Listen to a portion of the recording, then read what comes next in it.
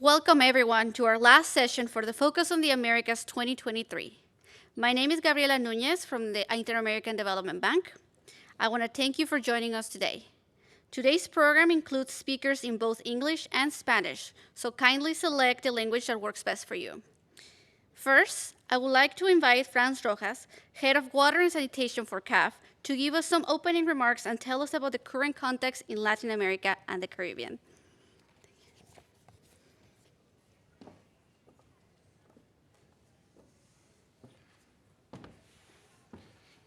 Thank you very much for the invitation and for this session that was co-sponsored with IDB. And so I welcome my colleague, Sergio Campos, and the other colleagues from the other institutions.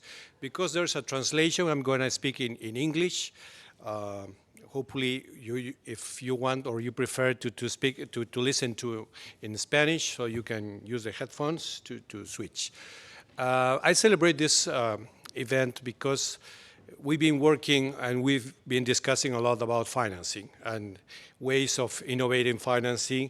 And it's not trivial, I would say, that when we say that water is at the core of sustainable development. And not only at the core of sustainable development because it's interlinkages with nutrition, with food, productive development, renewable energy, and others. But we have listened before this session in a session of COP28 that water should be at the center of the political agenda. And that's because water is important for most of, perhaps everything we do in the world. So saying that, we still have challenges in the region of Latin America, which is the main focus of this session, because following the latest report of the Joint Monitoring Program that was launched last month, we see that in Latin America, we still have 163 million people with drinking water unsafely managed.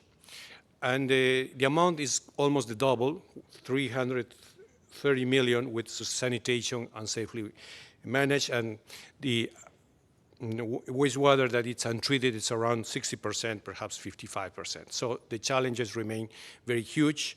And in addition, our region is highly vulnerable to water-related risks. And we know that climate change exacerbates droughts, which are more profound, and the frequency of floods increased more than 85% in the last 20 years. And we know, for instance, that El Niño, the ENSO, the El Niño Southern Oscillation, is coming by the end of this year, and it's categorized as strong. So unfortunately, we'll have to deal with severe damages in the next months and the year to come. At CAF, we have concluded a study in 13 countries and extrapolated to the rest of the countries, and we have found an amount of investment that is required to achieve SDG 6, based in difference with other institutions that have been doing with econometric analysis and others, taking into account the national action plans of the different countries. And we found that we need $365 billion to 2030. So it's about 40 million per year. So when we compare that with the historic amount or the current investment in Latin America, that it's around 7 to 8 billion, so we can conclude easily that we need to triple or perhaps to quadruple the historic annual investment. So then the question is if that's possible.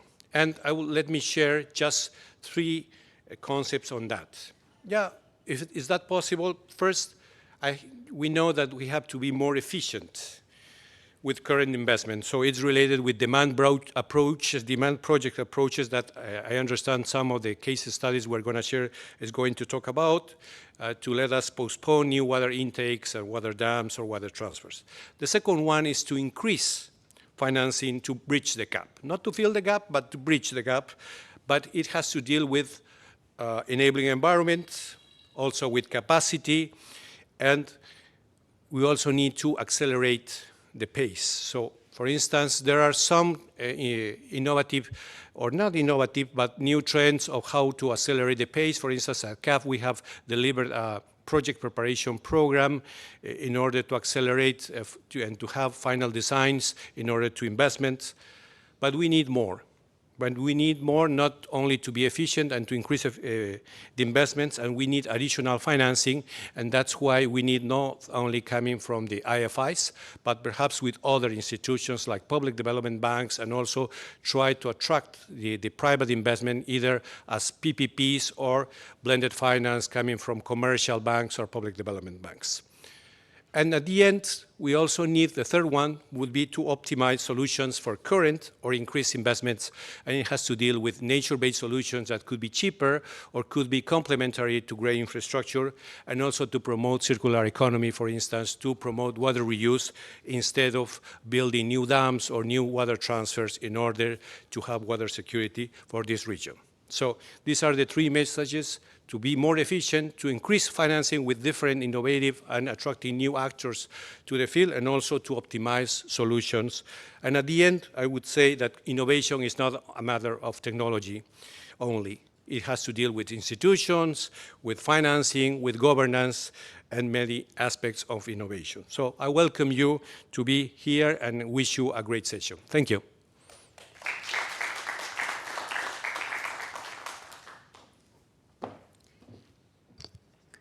I would like to now give word to our keynote speaker, Dr. Gassner Oliveira. He is partner at Geo Asociados Business Consultants, professor at the Department of Fundação Getúlio Vargas, and coordinator of the Center for Infrastructure Studies and Environmental Solutions.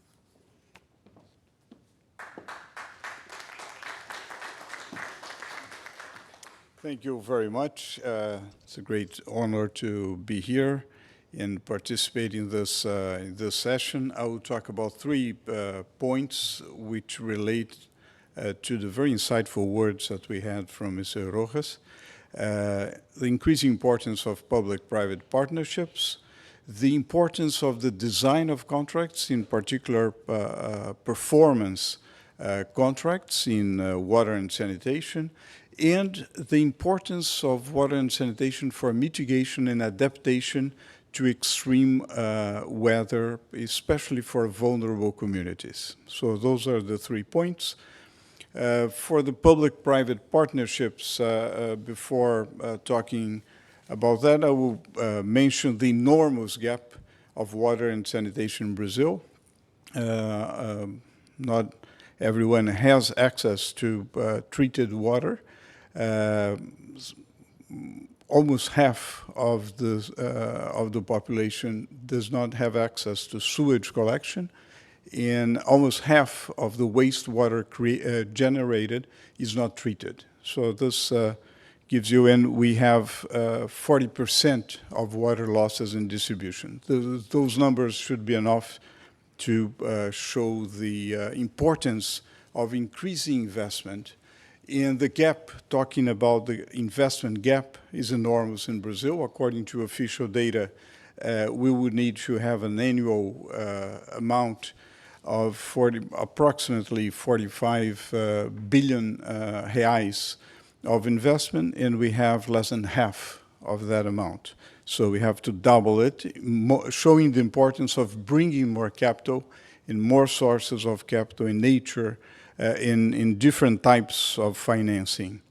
PPP projects, if we see the history of PPP in Brazil since 2004, water and sanitation is the sector that has more PPPs than the other sectors of different natures.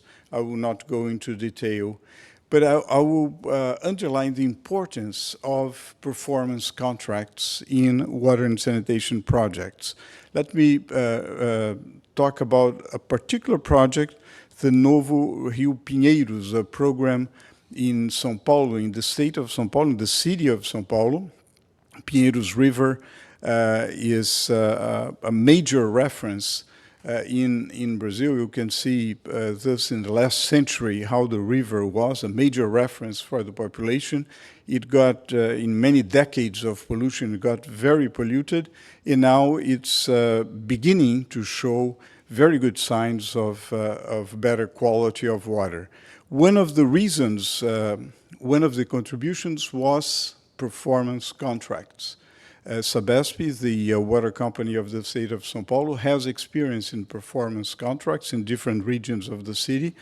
And in particular, in this program, it showed to be quite efficient to, instead of emphasizing the amount of work done, emphasizing the result obtained. For instance, the BOD result, biochemical oxygen demand of water being less than 30 milligrams per liter. Lastly, our last point has to do with mitigation and adaptation to problems which are very frequent and are becoming even more frequent: extreme weather. The IPCC forecast for the impact of even moderate changes in temperature is that there will be a greater frequency of droughts in large parts of the continent, and including large parts of Brazil, in affecting the agribusiness. So crop insurance has become more important. We are developing a research project at Fundação Getúlio Vargas, trying to have a structure of climate resilient development bond coupled with some rigorous criteria for defining the region and adaptation and mitigation mechanism. Dr. Francisca Arnold is one of the researchers. She's at the University of Queen Mary and has developed a structure of CRD bonds. Professor Thelma Krug, who worked for several years at IPCC, is responsible for developing the criteria for choosing the region we are going to study. And obviously, we have to have some governance of this region in order to have the insurance for the region, to protect the region. And Professor Ana Silvia Santos, who is from University of Rio de Janeiro and doing her work in Portugal, is through the Institute for Water for Reuse, has developed a program to find the vocation of particular basins in terms of recycled water, in particular protecting the agribusiness. So what we intend to do in the next few months is to choose the region. We have already some candidates for that, formulate the project of recycled water, and prepare the conditions for a pilot project, for using this type of structure, using an SPV that would be a vehicle for an insurance-linked security.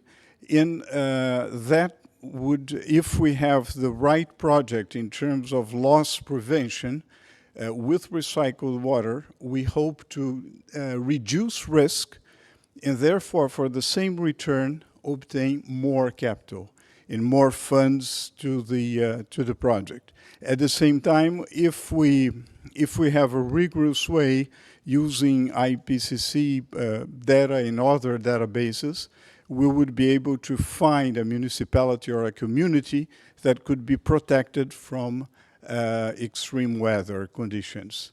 So basically, the message, the final message is that PPP has been important in Brazil. The design of contracts is crucial, and performance contracts have been quite efficient. And we can conceive for different areas mitigation and adaptation mechanisms through some water and sanitation solutions, in particular through recycled water. Thank you very much.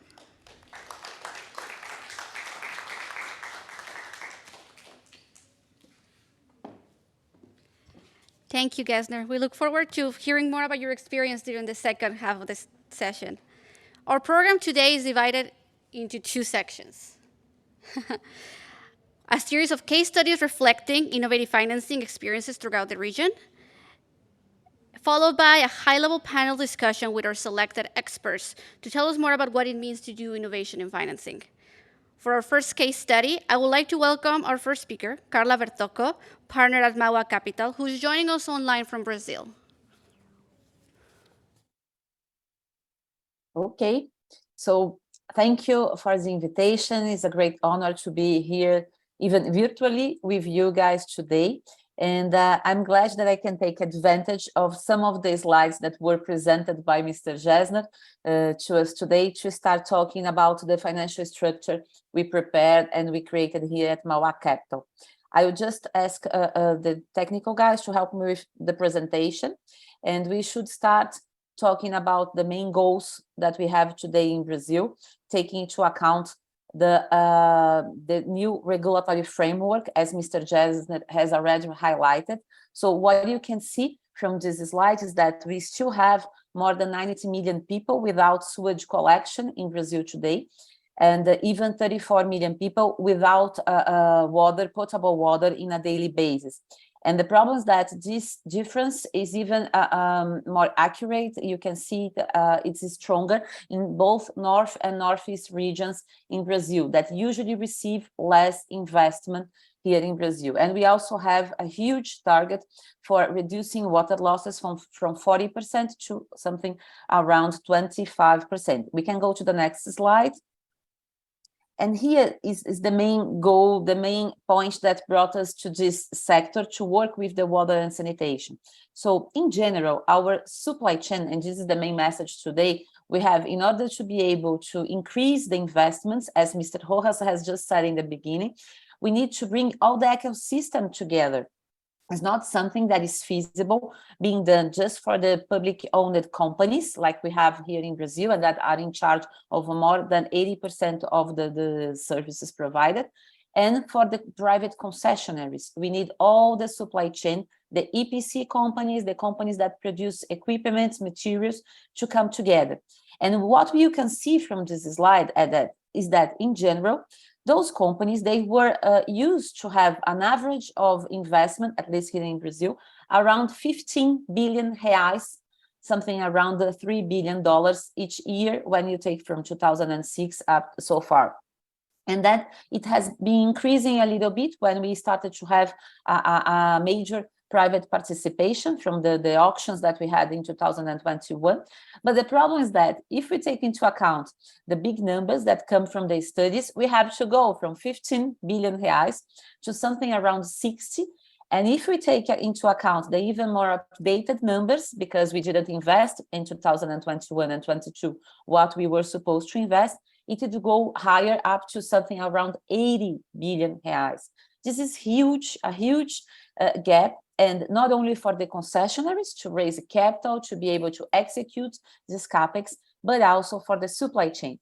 And what we found out is that the supply chain of infrastructure sectors and water and sanitation sector as well, is that they are mainly composed by small and medium-sized enterprises, companies that lack capital and even governance. And this is exactly the gap that we want to fill. We can go to the next slide. So the idea that we came up with is that we should treat these companies that in general, they are providing services with as the performance-based agreements, as Mr. Jesner has just presented. We started with these performance-based agreements in Brazil and in São Paulo in 2010, and they have performed really, really well.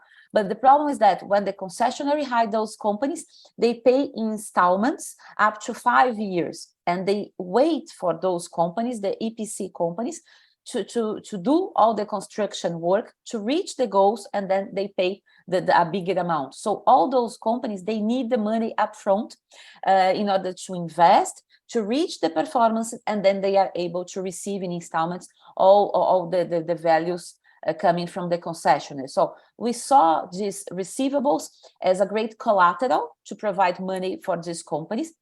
we run an extensive background check, including the technical capacity of this company. And then together, we analyze this as small PPPs, public-private partnerships, that last for something around 5 years. They need the money upfront that we provide, and we have this collateral that are the receivables of the big concessionaires as Sabesp, that is the company from São Paulo, Copasa from Minas, and some private companies as Aegea. So the point is that these are very, very well prepared contracts, and once that they have the performance meets, those small and medium-sized companies, they can move to other contracts and to work with other areas here in Brazil. So the idea is that we provide a mix of capital, but also governance in order to prepare these small and medium-sized companies to grow together with these moments that we have in Brazil. So we provide the fund, and we find that this is a favorable risk-return equation because they lack capital, and we can provide it together with some governance inputs. We can move to the next slide. Just for you guys to understand the way that those performance contracts are prepared, they have this first phase of execution that runs from 12 to 25 months. And in general, the small companies, they don't receive a big payment during this phase.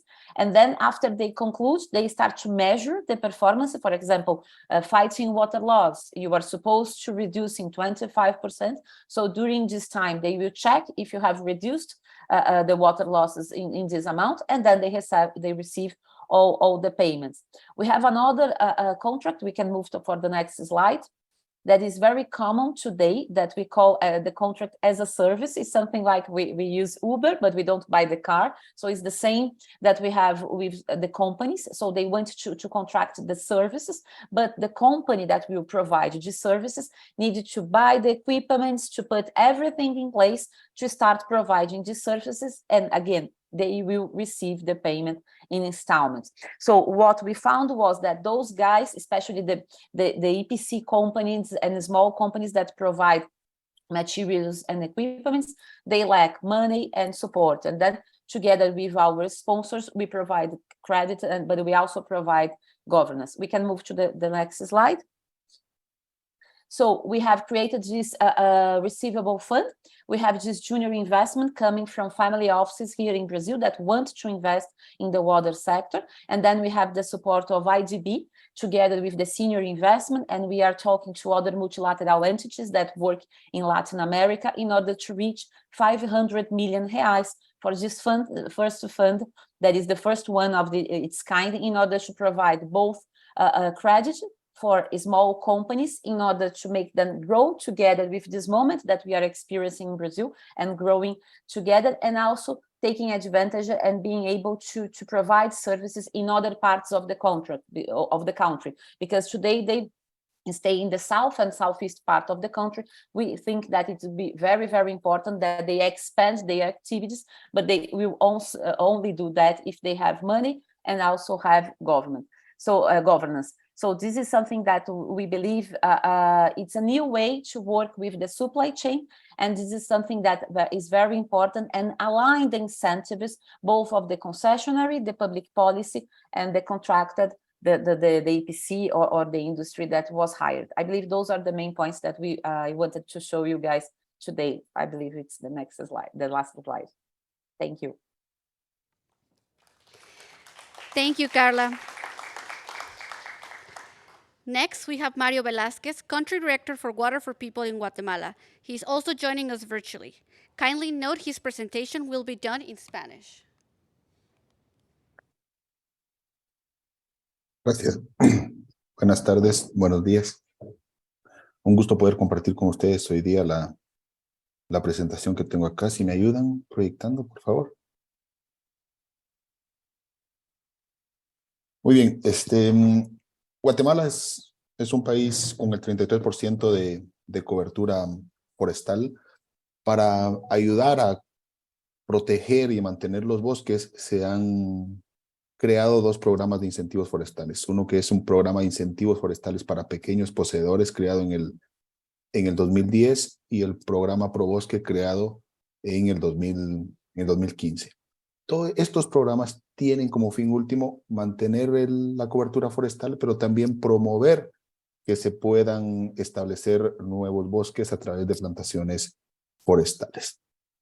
Hemos trabajado en los últimos años para tratar de demostrar que una de las prioridades de conservación de los bosques debe ser aquellas áreas que son de alta y muy alta recarga hídrica, es decir, aquellos territorios que hoy día están proviendo de agua a comunidades y ciudades en Guatemala. Entonces, a partir de este trabajo que venimos haciendo, hemos logrado identificar 4 grandes actividades para priorización de la inversión en estos incentivos forestales. Por un lado, como ya les dije, la reforestación es uno de ellos. Por otro, es que sean mujeres las propietarias o las dueñas o las poseedoras de los bosques, que sean propiedades colectivas, que sean de una comunidad y también que sean propiedades individuales. Dentro de estas 4, como ustedes ven, no figura que sean zonas, proveedoras de agua.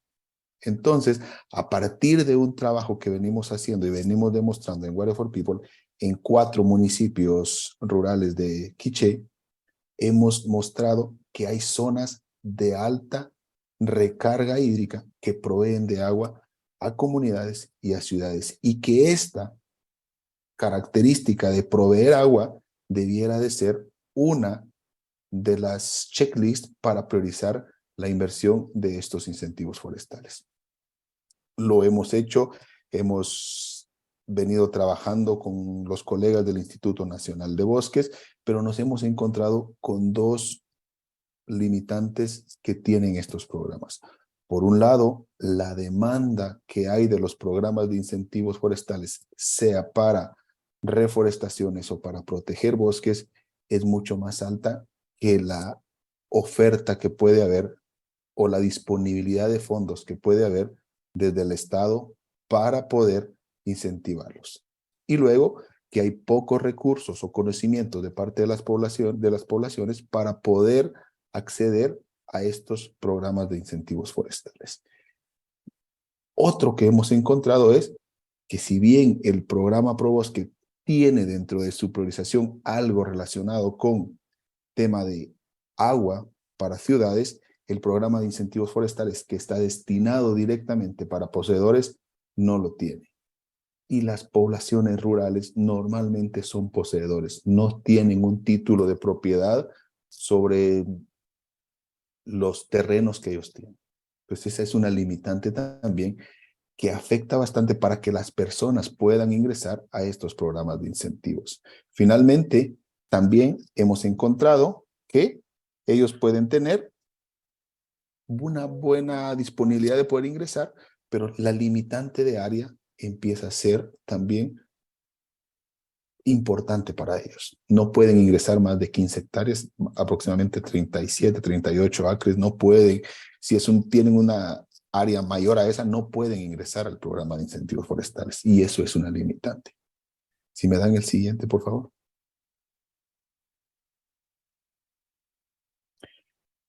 Después de este trabajo que hemos hecho, como les comentaba, en 4 municipios de Quiché, hemos logrado identificar, hemos hecho un estudio para 2.600, más de 2.500 hectáreas en estos territorios.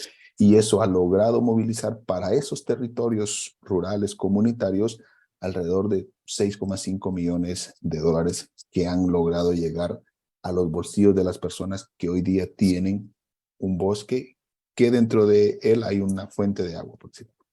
¿Ya?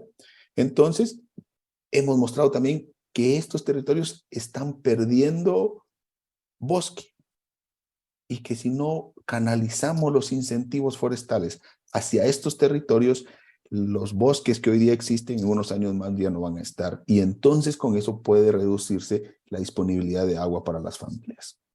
Hemos mostrado que las familias pueden obtener esos ingresos económicos, y al momento de tener ingresos económicos, poblaciones rurales que viven por debajo de la pobreza o tienen una pobreza muy alta, eso les ayuda a ellos a mantener o a proteger su bosque. Y lo más importante, hemos logrado la protección de fuentes de agua bastante importantes en estos territorios. Finalmente, entonces, con esto lo que quiero decir es que nosotros debiésemos de estar buscando alguna alternativa para decir que las poblaciones necesitan asegurar un mecanismo de sostenibilidad de sus fuentes de agua. ¿Cómo podemos hacer ese mecanismo de sostenibilidad? Vinculando a los gobiernos municipales. Los gobiernos municipales normalmente tienen una oficina dedicada a ver los recursos forestales y estas en coordinación con una oficina de agua y saneamiento pueden perfectamente coordinar esfuerzos para asegurar que estas poblaciones tengan acceso a estos fondos. Por otro lado, el Instituto de Bosques debe de explorar también la necesidad de hacer algún ajuste en el programa de incentivos forestales de pequeños poseedores para que las zonas de alta y muy alta recarga hídrica sean objeto de poder ingresar a incentivos forestales. ¿Por qué? Porque como ya les decía, mayormente en las áreas rurales son poseedores las personas y no tienen un título de propiedad, y al no tener un título de propiedad les limita poder entrar al programa ProBosque. ¿Sí me dan el otro? Con todo esto, los recursos son limitados. Ya veíamos al inicio que una de las principales limitantes que tienen los programas es que hay mucha más demanda de parte de la población y quizá para otros fines como reforestación o como proteger bosques que no necesariamente están proveyendo agua ahora a las comunidades. Entonces debemos de optimizar los recursos limitados que hoy día tenemos. ¿Por qué? Porque necesitamos mejorar el impacto que vamos a llevar hacia la población. Y así, de esa manera, conservamos bosque, mantenemos biodiversidad, evitamos erosión, pero a la vez aseguramos agua, que al final del día es un vital líquido que las personas necesitan en sus territorios. Es una forma que tiene el Estado de Guatemala para poder coadyuvar a los Mario. esfuerzos de proveer agua a la población. Next, we have Alejandro Calvache, Water Fund Senior Expert for Latin America region at the Nature Conservancy.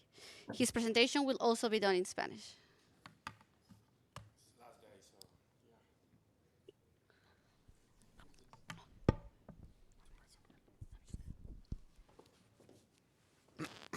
Buenas tardes. Trabajo en The Nature Conservancy hace 15 años y mi trabajo ha consistido en desarrollar plataformas o mecanismos de acción colectiva para la protección de cuencas.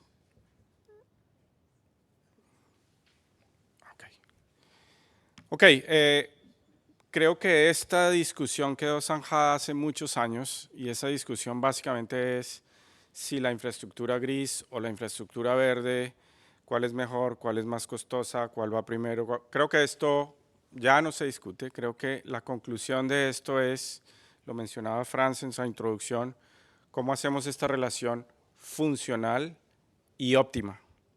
Para nadie es un secreto el rol de los bosques de niebla, de los páramos en aquellos países andinos del trópico, de los humedales en la Patagonia y en muchas partes de Latinoamérica, y qué rol pueden jugar estos ecosistemas en función de servicios ecosistémicos y por tanto traer ahorros. Creo que la pregunta ahí es cómo es este balance adecuado entre lo gris y lo verde para lograr una optimización del sistema y por qué no unos ahorros considerables. Esto nos lleva a este concepto que para mí es tal vez uno de los más importantes y no muchas veces incluido en los planes maestros ni en los procesos de planificación de grandes proyectos. Es la integridad ecológica del sistema. Es un ecosistema y sus funciones realmente en su mejor estado y cómo éstas pueden ser afectadas por distintas actividades antrópicas, por distintos procesos de desarrollo y cómo realmente, insisto, no los consideramos cuando llega un momento de hacer una planificación hoy, en el mediano y en el largo plazo. Y esto, por supuesto, nos lleva a un desbalance que es en el que queremos trabajar fuertemente y es cómo hacemos para lograr mayores inversiones en ese espacio verde. Las grandes inversiones de infraestructura gris son necesarias, especialmente ahora en un mundo que cambia muy rápidamente el clima y en el cual tenemos que estar mucho más preparados desde el punto de vista de infraestructura para proveer servicios. Pero lo que pasa es que en este escenario verde la inversión es muy baja y nos puede dar un resultado aún mayor en términos de resiliencia y de los impactos esperados ante todos estos escenarios extremos que hemos visto en tantas presentaciones en esta reunión de Estocolmo. Bien, vamos a un caso que es una resolución que nació en Colombia hace varios años, es la resolución 907, que realmente invita a los prestadores del servicio de acueducto a de una manera voluntaria, porque ya lo hacen de manera obligatoria, a invertir en los recursos naturales. Lo cierto es que después de 5 años, la aplicación de esta resolución no ha sido muy efectiva. En realidad no hemos tenido esa inversión masiva que quisiéramos en los ecosistemas estratégicos de Colombia, que son muchos, y que realmente asegurarían por lo menos cantidad y calidad de una manera un poquito más balanceada. La resolución está ahí y lo que queremos desde TNC y con un grupo de actores es hacer un análisis muy profundo de qué ha fallado en la resolución, por qué no se ha logrado implementar como quisiéramos. Y ahí van a ver una serie de pasos que quieren realmente llevarnos a entender cuál es la ciencia que hay detrás, cómo hacemos para estimar la gran pregunta, ¿cuánto hay que invertir en la cuenca? ¿Y qué porcentaje de la tarifa puede ser esa inversión? ¿Cómo realmente aseguramos que esa inversión vaya efectivamente a los ecosistemas y no necesariamente a costos de operación? ¿Cómo hacemos para tejer una red entre esos operadores para que entiendan que si uno lo hace y tiene beneficios, realmente puede replicarse de una manera un poco más masiva, si se quiere, en el contexto colombiano? Hemos tomado muchos ejemplos de Brasil donde esto se ha trabajado ya hace varios años y hemos hecho interrelaciones entre empresas de acueducto para que entiendan realmente que no es un costo adicional, es una inversión en el futuro que por supuesto es políticamente muy sensible y muchas veces muy antipopular. Bueno, después de todo ese proceso, en realidad lo que queremos considerar es ciencia.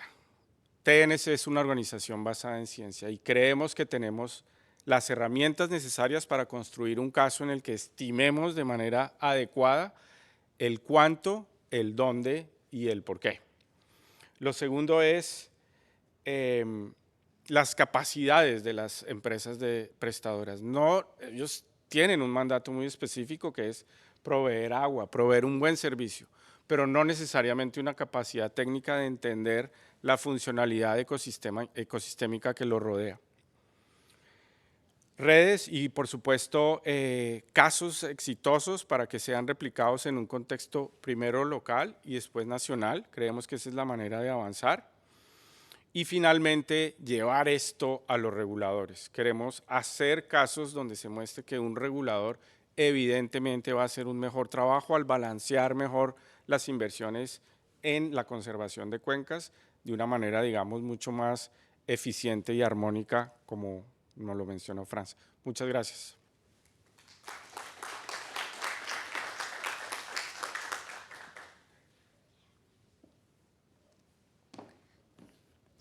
Gracias, Alejandro.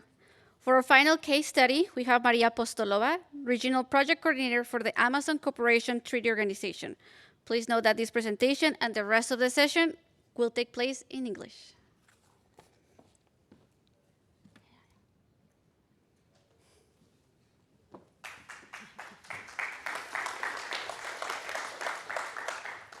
Good afternoon.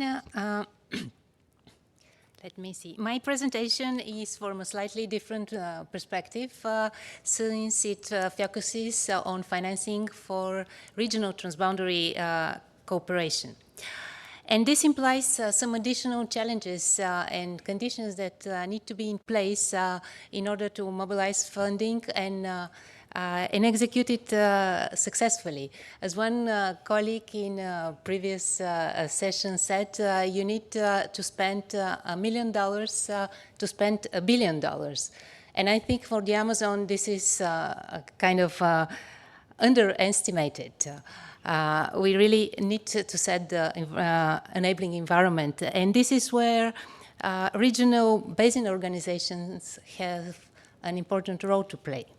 In the Amazon Cooperation Treaty Organization is the only intergovernmental organization which has a mission, a strategic agenda, and the membership of the 8 countries of the region, and providing a platform for regional cooperation and financing.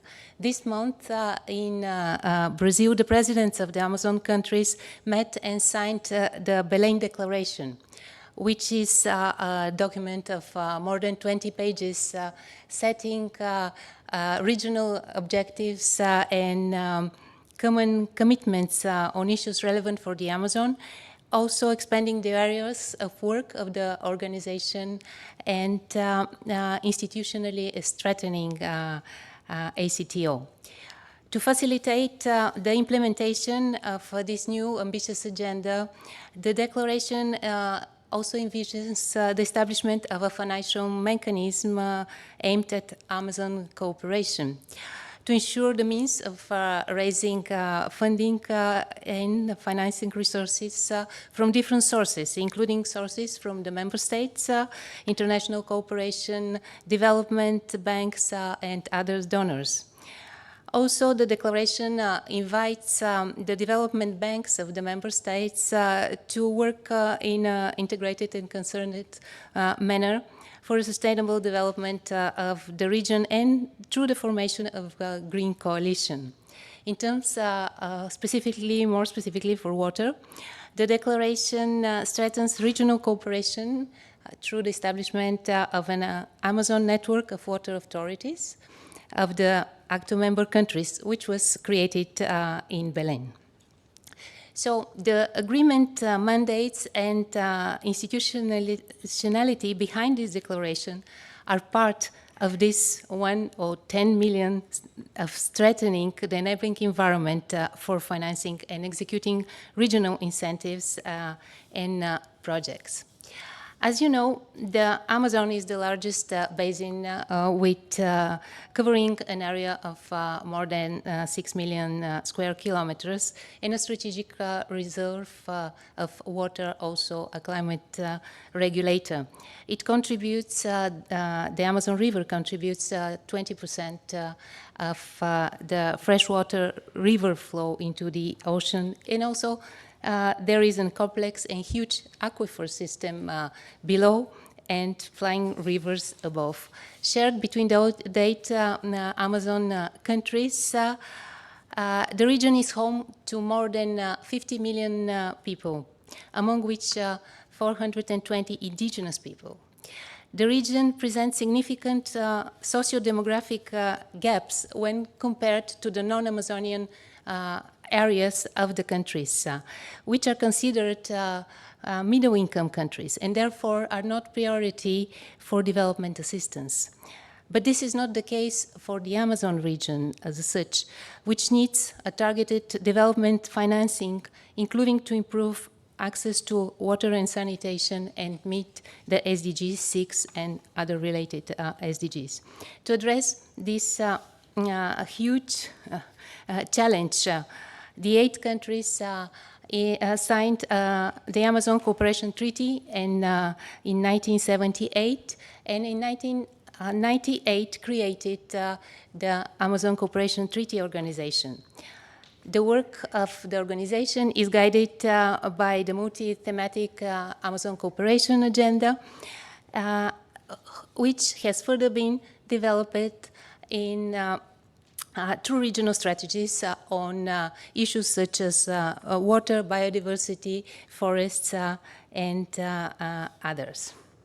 In terms of water, the Strategic Action Program for IWRM is the cornerstone in creating the enabling environment for mobilizing resources and executing regional initiatives in water. It resulted for a complex coordination at the highest political, diplomatic, and technical level among the 8 countries, and also a significant public participation process. And this is value added that the organization brings to the table, as through the Ministry of Foreign Affairs, ACTO has the capacity to convene the countries and the different sectors to the table and organize and coordinate cooperation initiatives and provide a forum to prioritize issues and take decisions. Other important element in this process has been building trust and capacity for regional cooperation.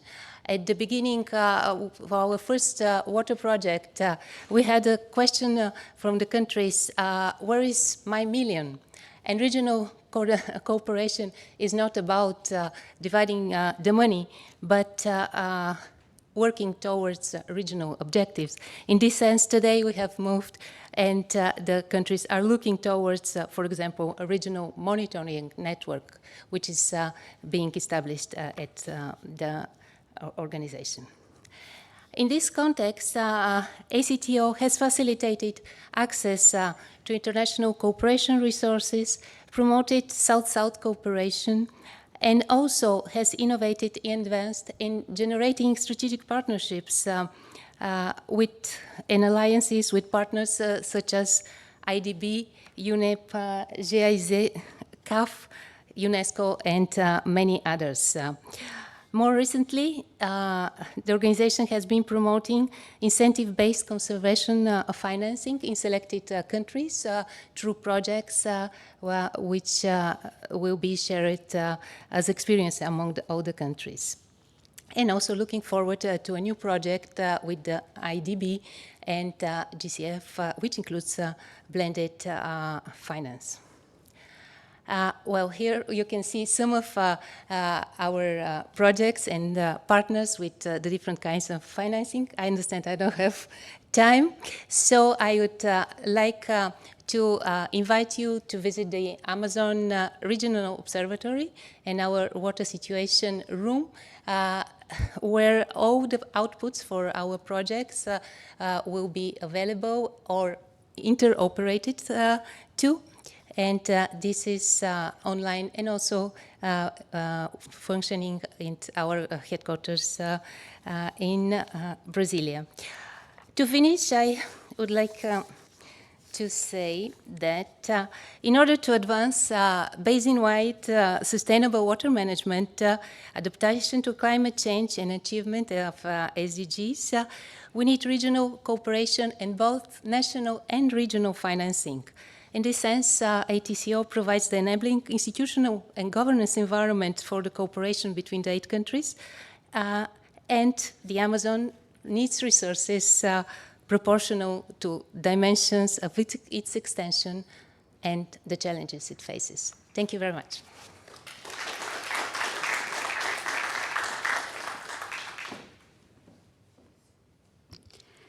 I will now give the stage to Maria Eduarda Gubea Berto, Senior Specialist for the Water and Sanitation Division at the IDB, who will moderate our expert panel.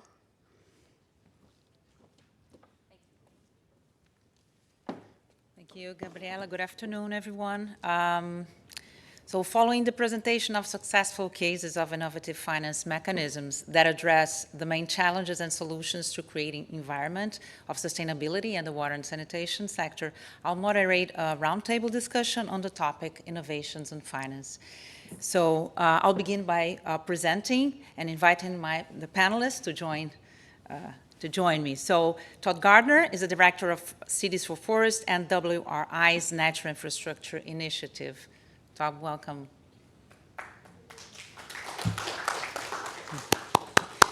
Andres Sanchez, Manager of the Water Program of the Americas for the Organization of the American States. Welcome, Andres. And Jesner Oliveira, partner at Go Associados, professor at the Getúlio Vargas Foundation in São Paulo, and former president of Sabesp.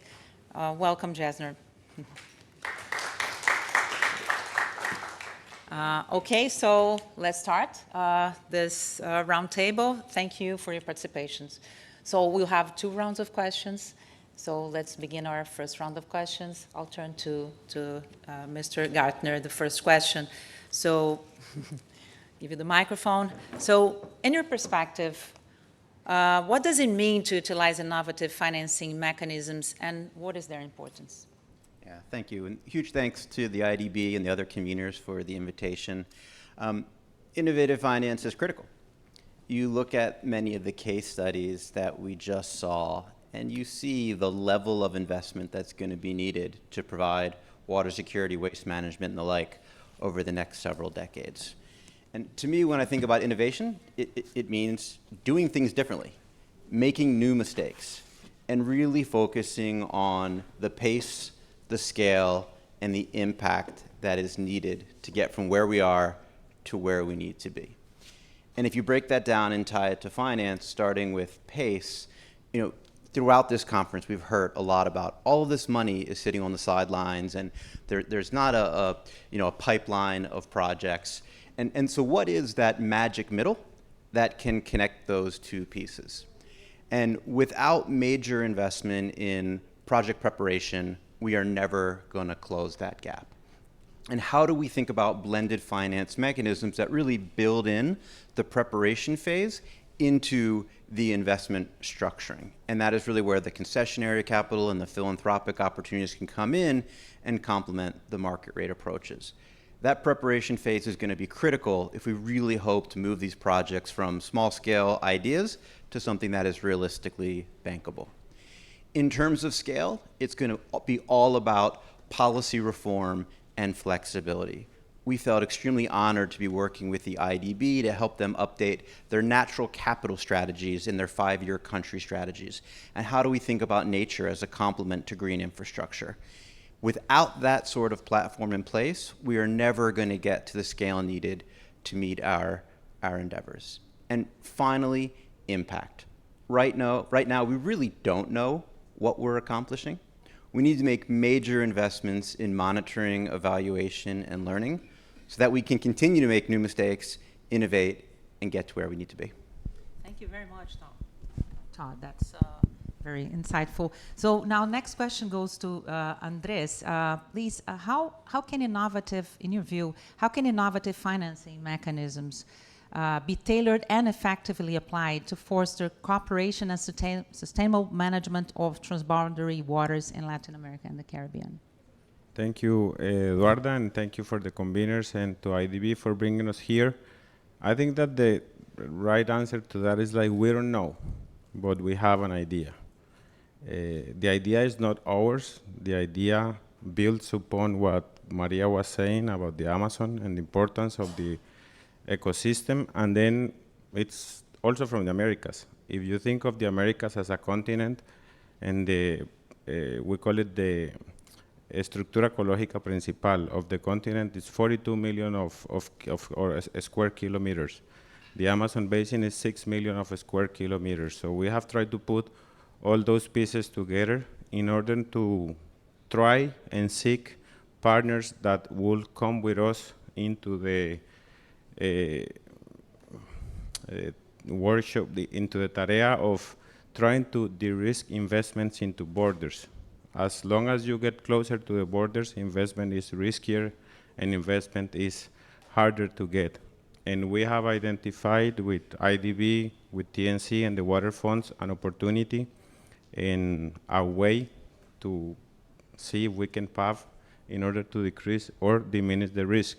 So what we're doing is we're betting into piloting a small water fund in Central America, which is a trinational region of 7,000 kilometers that we are seeing at the perfect lab to see if we are in shape to scale that up to Cuenca del Plata, to the Amazon, and some others.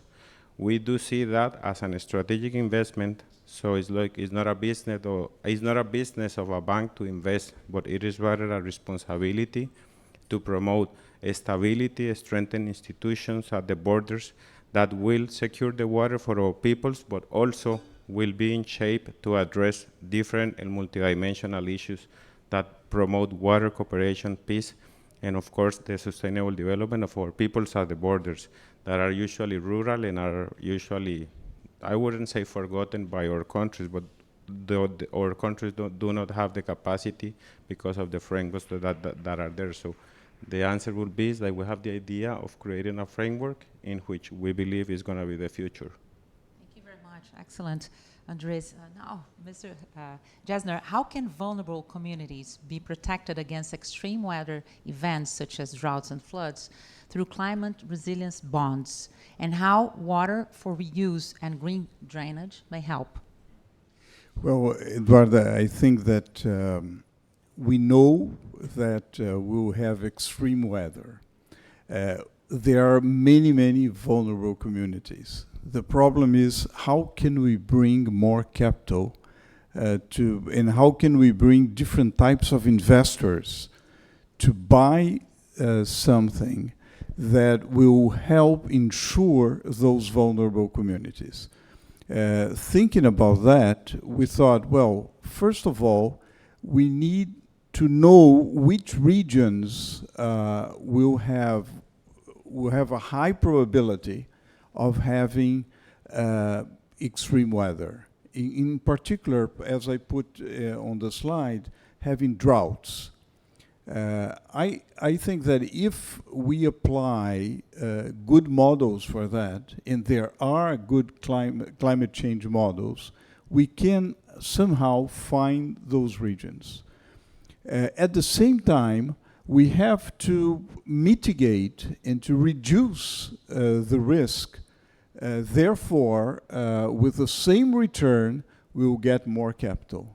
So the combination of recycled water for droughts and good models to find the regions will help us a lot.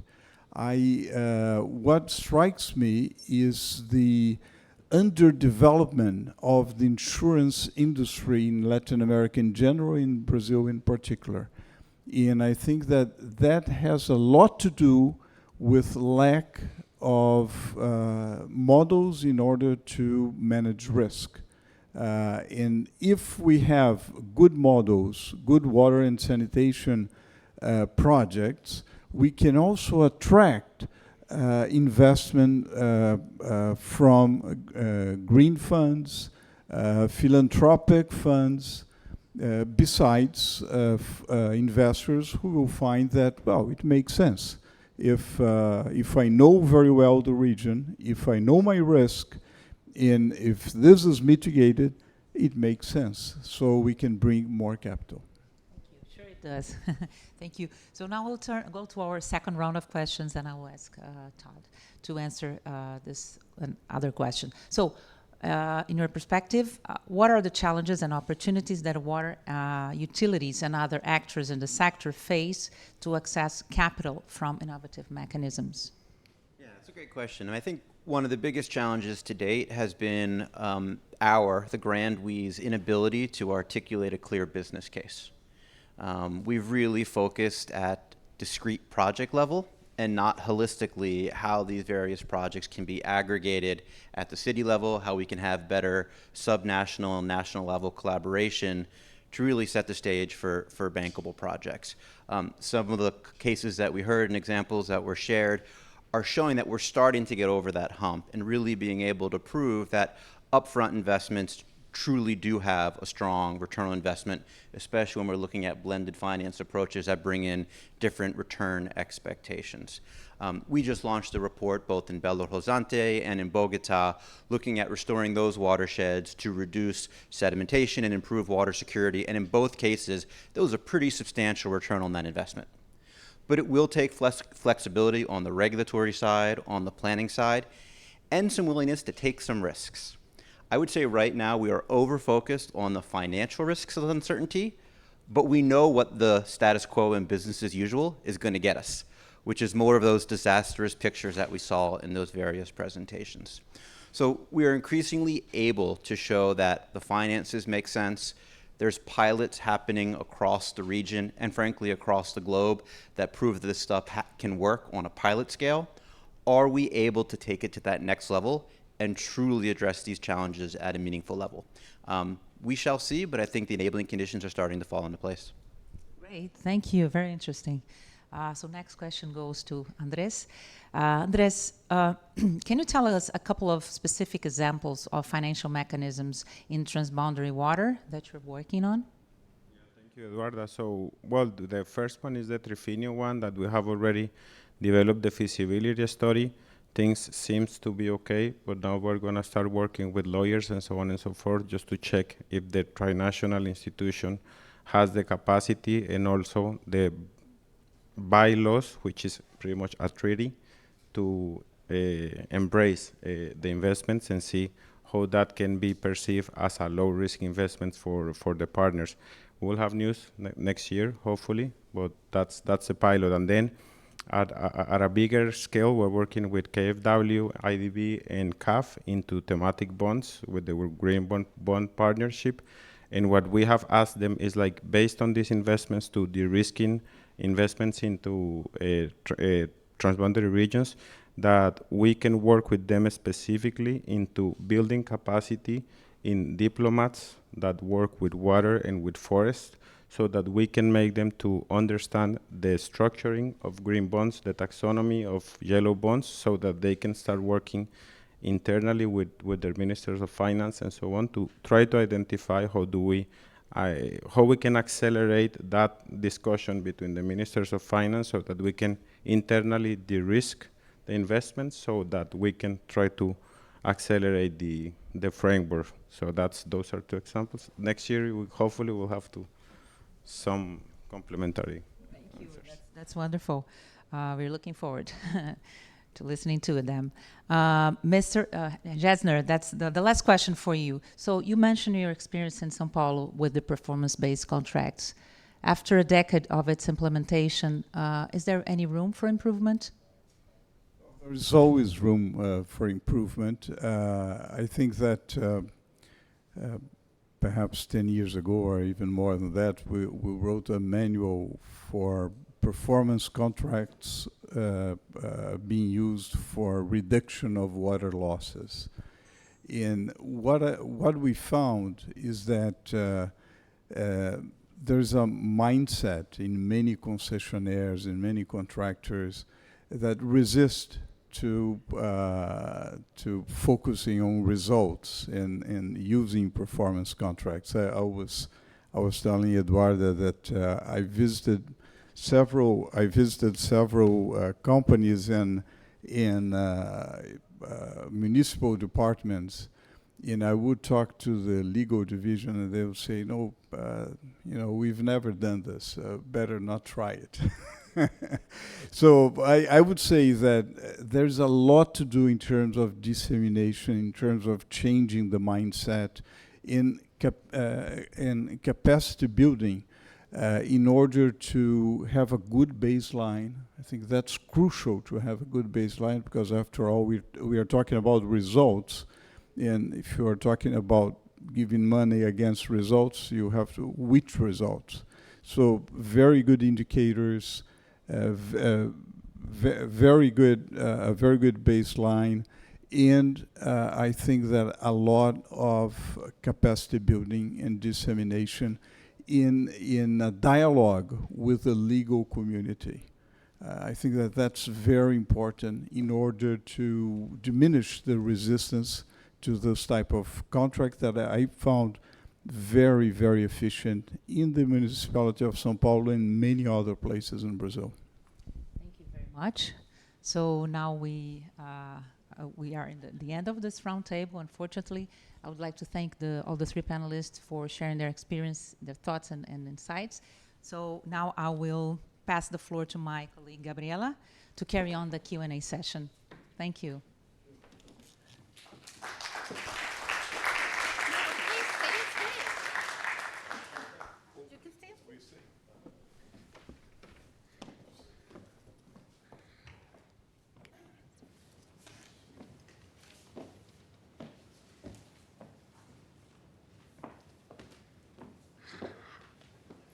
Thank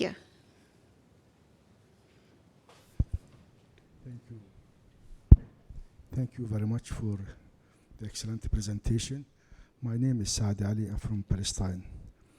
During this conference, I noticed there's a lot of push from the International Development Bank for performance contracts. While we admit that this is a very good way for improving services, efficiency, but I kindly request you to elaborate how we can modelize this type of contract for increasing the access for water and sanitation.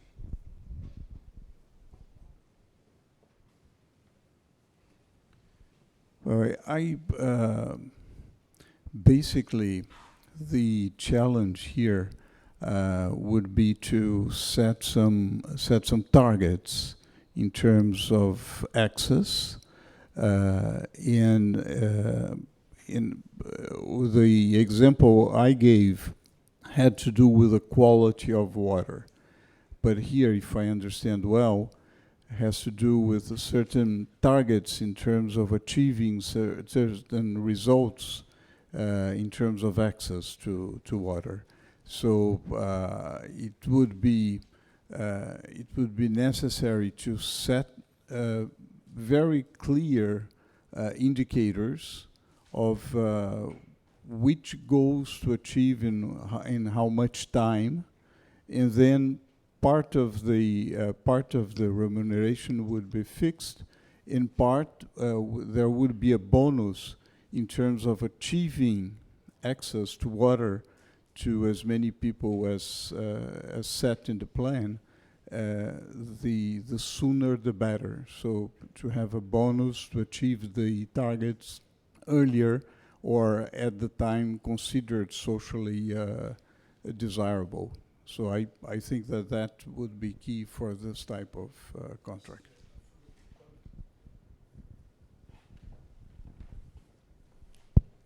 I think my concern is from financing point of view, because performance contracts are very good for existing facilities improvement services.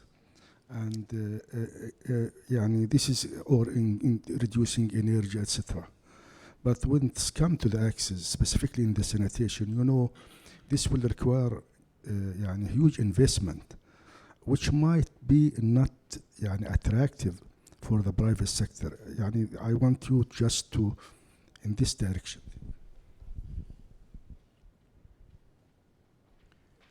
Well, if I may say, of course you have to design the contract in a way that it has, as a whole, it's an attractive contract. That depends on the return of that particular project. That depends on a number of variables, but you can provide. For instance, if you want to have a certain number of connections to particular households, you want to make sure that the connections are made, the connections are of good quality, that those people actually had access to the network. So you can set a number of indicators regarding that matter. In more efficient suppliers will be attracted to that particular auction, and then you could have a good result. May I? Hello. I think that you will agree that the water sector should be self-financing or sustainable in the financing point of view, not only on the water resources. So this is the main goal that I think all we have in 10, 20 years. The question is, all the financing system should give condition to all the countries that in Latin America in order to implement, let's see, measure in that way. Mainly, it's not personally with you, Andres, but I think that you are a big organization. In all the countries should be, let's see, give a condition. Okay, you get the money, but you have to implement measure in order to be self-financed in the end, or sustainable at the end. Okay, there is clear the question.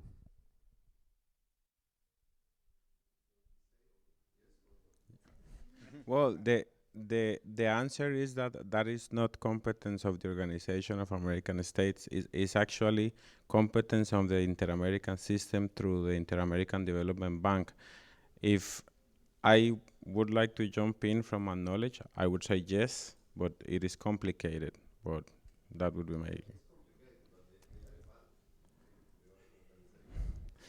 Yeah, as long as we get the countries to agree on promoting an agreement through a resolution and so on and so forth, then that will be a directive under the international law framework, which is a resolution of our countries. So if you want to help us to promote that, you're very welcome, and we will work with IDB and do it.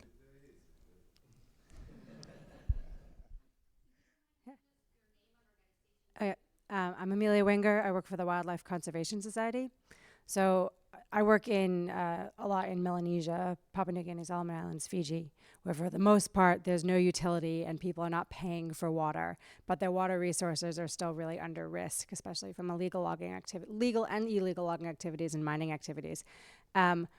What advice do you have for an innovative finance mechanism to protect water resources when there's not a utility where there's a cost savings? Because I've sort of yet to hear something in the session to be like, oh, or this week to say, yes, I think that could be an option for the regions where we're working. Yeah, thanks for the question. It's a tough one. In the end, innovative finance is based on certain enabling conditions, including reasonably clear and strong governance, land rights tenure, enforcement of regulations, things of that nature. And practically speaking, without those, you were talking about contracts. Contracts are based on the enforcement of law and the clarity around the different mechanisms. Those things clearly aren't in place in a lot of different areas, right? I mean, Haiti right now is a difficult place in the LAC region that we need to focus more on some of the more fundamental elements before we can start thinking about innovative finance, right? What are the more traditional forms of funding that can be brought to bear to move the needle to get you in a place where 5, 10 years from now, you might be looking at impact bonds and things of that nature. But I mean, I think being pragmatic is really important, and you're probably not ready for that quite yet in the PNG and other similar places.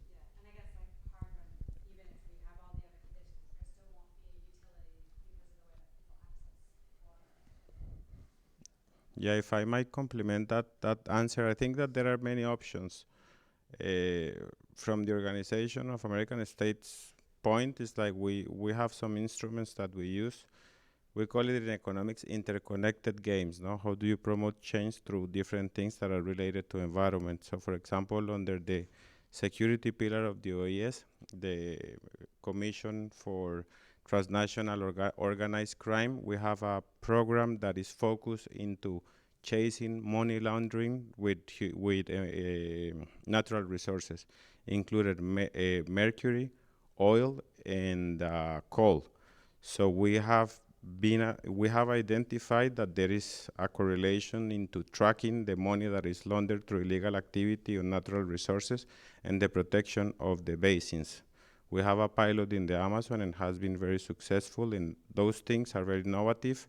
Those are not very well known, but we try to do partnerships with them to get track of the understanding of multidimensional things that are related to transboundary basins, which are regions that are rural and that they lack the distribution systems or rural aqueducts. So those things are very interesting. You are very welcome to have my info if you want.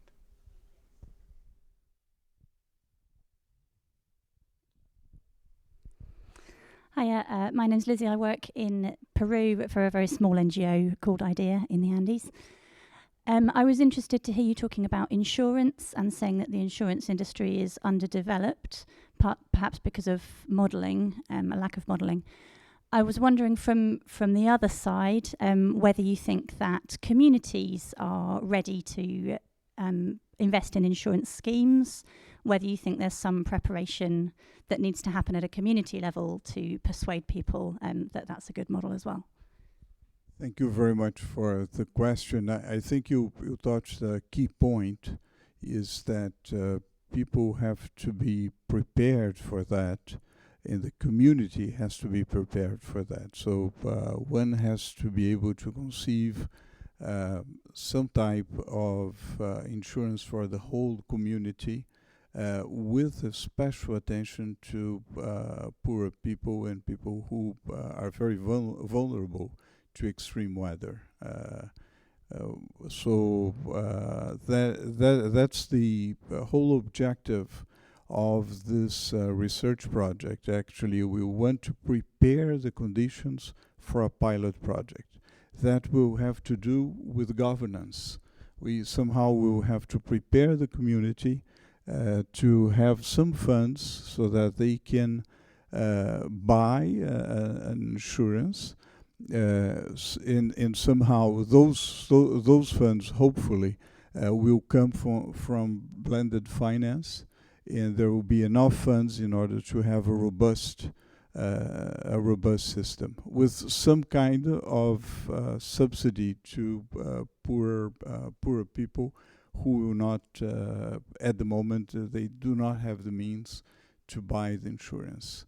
In actually, even for the middle class and for many small and relatively large enterprises, what we have been studying that, and we see that there is very little knowledge about insurance, very little competition in the insurance market, so that there is not a great drive to put new products and innovation and so on. So what we are doing, this Institute for Innovation of Insurance at Getúlio Vargas, is to find the causes of this underdevelopment.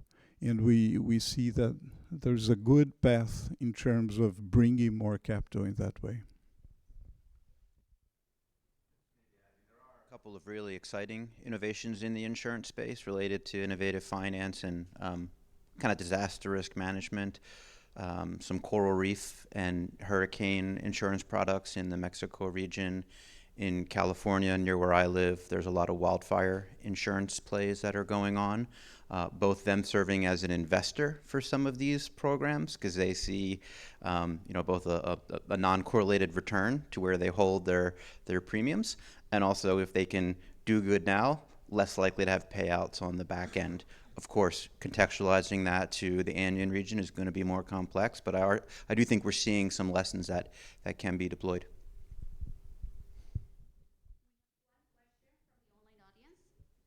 This question is from Bethan Adams. Do you see a role for water pricing in this region as another form of innovative financing? For example, for creating business cases for investment in water infrastructure and matching the investment needs with the price that is paid for water by industrial and agricultural users? Well, that is a very interesting framework. I think that is being done indirectly. What we do not see is setting with a way of creating the schemes specifically because the different regions, the different cultures, and the different systems that we have. That is a matter of standardization of legal frameworks, financial frameworks, even international frameworks, and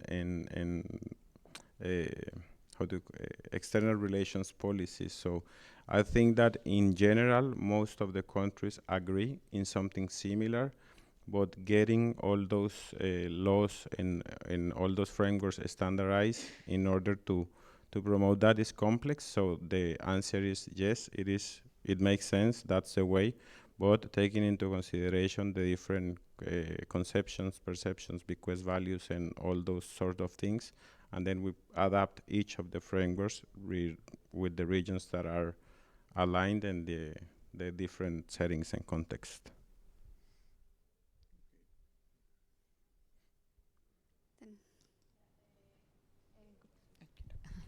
Good afternoon, everyone.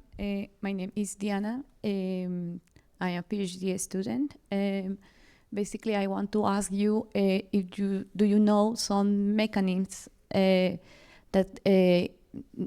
existing or new mechanisms that permit to track a project from the beginning to the end in order to avoid this project that even you have a lot of money invested in WASH or any of these projects, but at the end it doesn't work, So it means that do you invest a lot of money in some projects, but at the end, the project didn't resolve the situation for any reasons, because the construction, they don't finish the construction, or for example, the intake that doesn't have a lot of water. So at the end, you cannot solve the problem even though you invest a lot of money.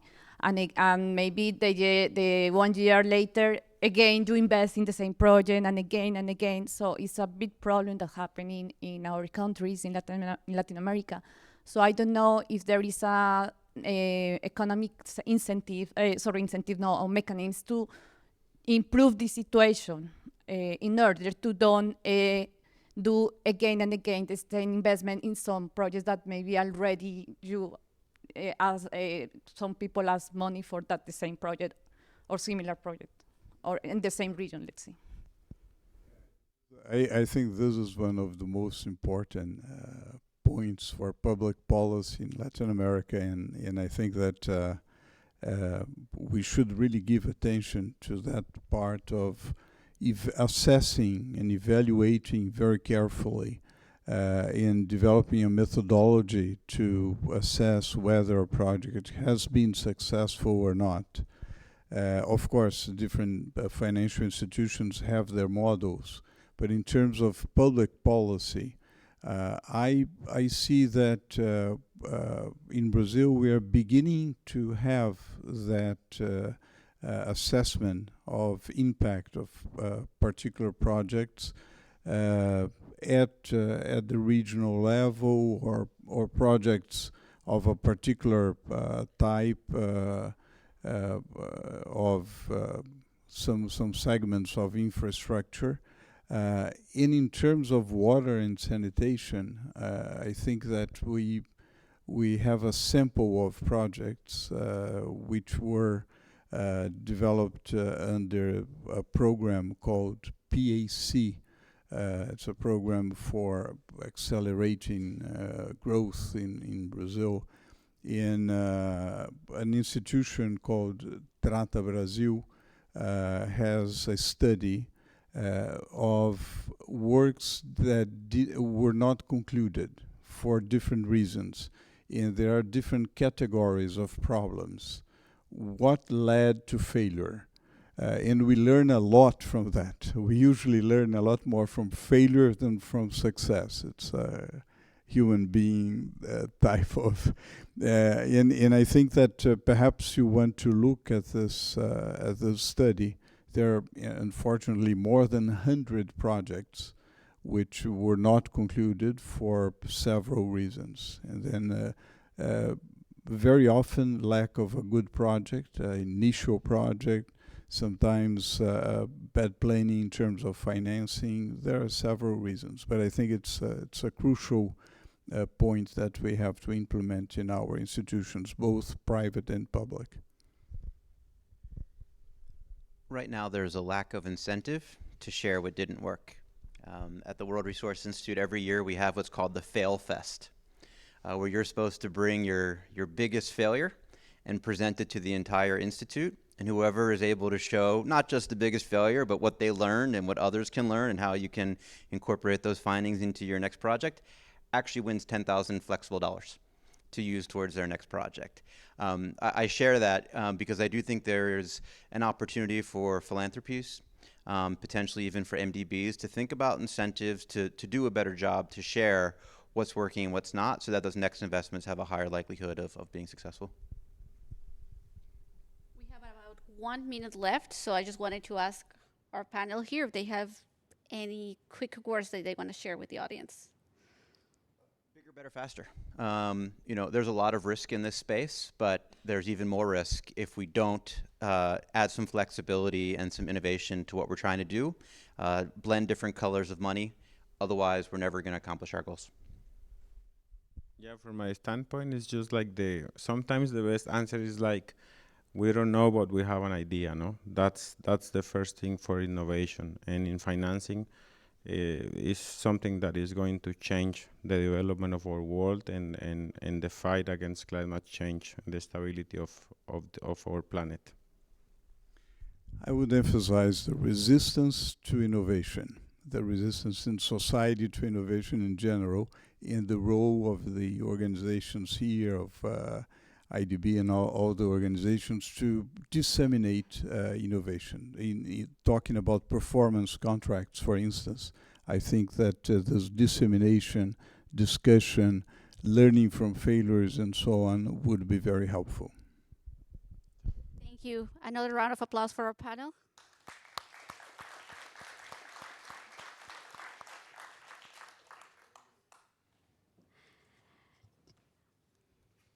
And finally, I would like to bring to the stage Sergio Campos, Chief of the Water and Sanitation Division at the IDB, to give us the closing for the Focus on the Americas 2023.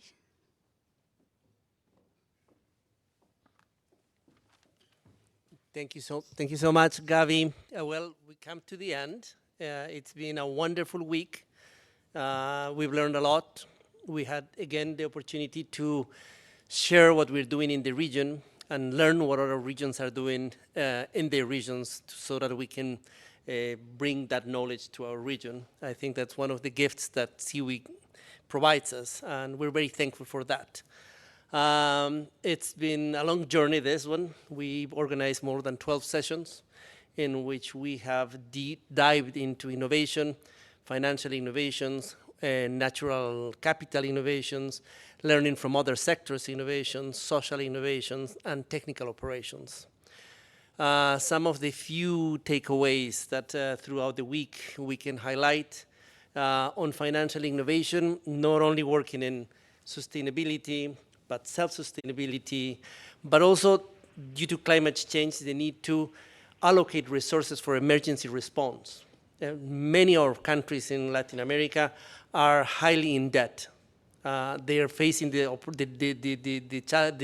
decision either to pay their debt or to fund prevention infrastructure, to prevent or to emergency response. The world has to be able to respond to this. We're seeing that climate change is affecting not only developing countries, but developed countries. Tropical storm Hillary right now, it's affecting Mexico and the United States. Wildfires are affecting everywhere. So on financing and in innovation, it's not only working on the long run towards self-sustainability, but assistance and emergency response. And as we were presenting, bringing the private sector. Only 6% of the investment from the private sector comes to the water sector. There's a huge opportunity and to work there. On nature-based solutions, we showcase some of what great work that we're doing with the water funds. And through climate change, we've seen that it's not only about building back better, it's about building back different. But not only building back difference, because otherwise we would be doing what we used to be doing better, but it needs to be greener. We need to embrace nature-based solutions, green infrastructure, and so on and so forth. Learning from other sectors. We had very interesting sessions on learning from other sectors, and the takeaway is let's revisit our paradigms. Let's look at the way we're delivering the service. In energy and in transport and in telecom, the technology and just thinking out of the box have helped them come up with different mechanisms and different ways to address the need, which is provide water and sanitation for all, and as well as making infrastructure being resilient. And in social innovation, the powerful of behavioral change through the social arts. Involving and bringing the beneficiary, the affected, the stakeholder into the equation, giving them a voice so that we can address their needs in the way and tailor-made to their necessities. And in what is the technical innovation, the management.